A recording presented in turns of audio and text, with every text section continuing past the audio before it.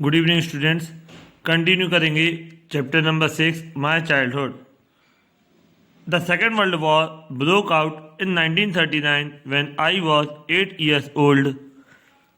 For reasons I have never been able to understand, a sudden demand for tamarind seeds erupted in the market.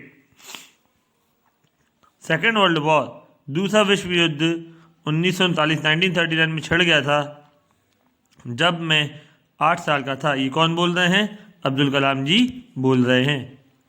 For reasons I have never been able to understand a sudden demand for tamarind seeds. मुझे ये समझ में नहीं आया कि क्या कारण था कि इमली के बीज की जो डिमांड जो मांग है वो बाजार में एकदम बढ़ गई थी। I used to collect the seeds and sell them to a provision shop on Mosque Street. मैं उन बीजों को, इमली के बीज इकट्ठे किया करता था और उन्हें एक किराने की दुकान पर मस्जिद स्ट्रीट पर बेच दिया करता था। A day's collection would fetch me the princely sum of 1 anna. Days collection, एक दिन की जो आमदनी होती थी उससे, मीन्स ऐसा, प्रिंसली सम मतलब ये होता है, ये लिखा आपका जनरस अमाउंट, आमदनी जो उसकी एक दिन की आमदनी होती थी, 1 आना उस समय बहुत मायने रखता था, इतने का माल लेता था। My brother in law Jalaluddin would tell me stories about the war which I would later attempt to trace in the headlines of Dinamani. My brother-in-law means मेरे जीजा जी जलालुद्दीन, जो कि उनका नाम था, वो टेल मी द स्टोरी, वो मुझे कहानियां सुनाया करते। किस बारे में? युद्ध के बारे में। Which I would later attempt to trace in the headlines of Dinamani. Dinamani एक अखबार का नाम है जिसमें मैं बाद में उन्हें खोजा करता था उनकी सुर्खियों में, हेडलाइंस में। अवर area being isolated was completely unaffected by the war. हमारा एरिया, हमारा क्षेत्र जहाँ पर हमारा घर था, बीइंग आइसोलेटेड मीन्स सुनसान था, वाज कंप्लीटली अनअफेक्टेड मीन्स युद्ध से बिल्कुल बेअसर था। But soon India was forced to join the allied forces and something like a state of emergency was declared.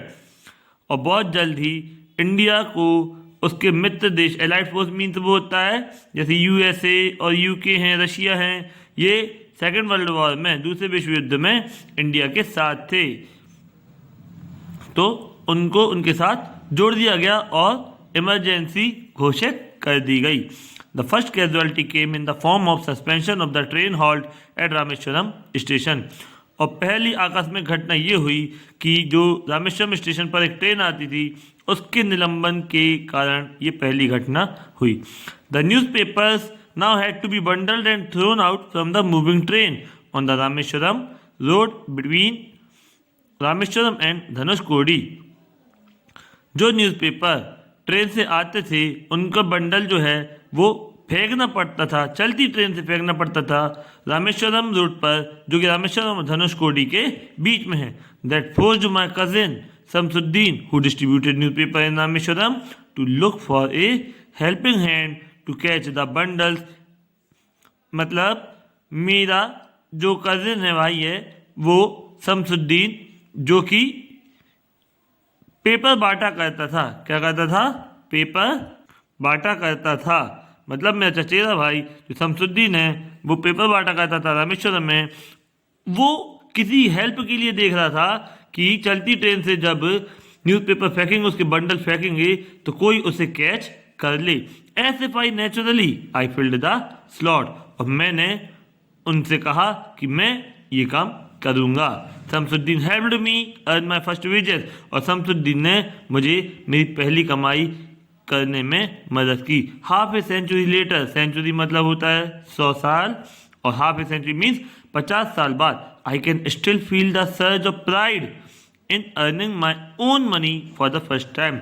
और आज भी मुझे गर्व महसूस होता है मेरी पहली कमाई के बारे में सोचकर।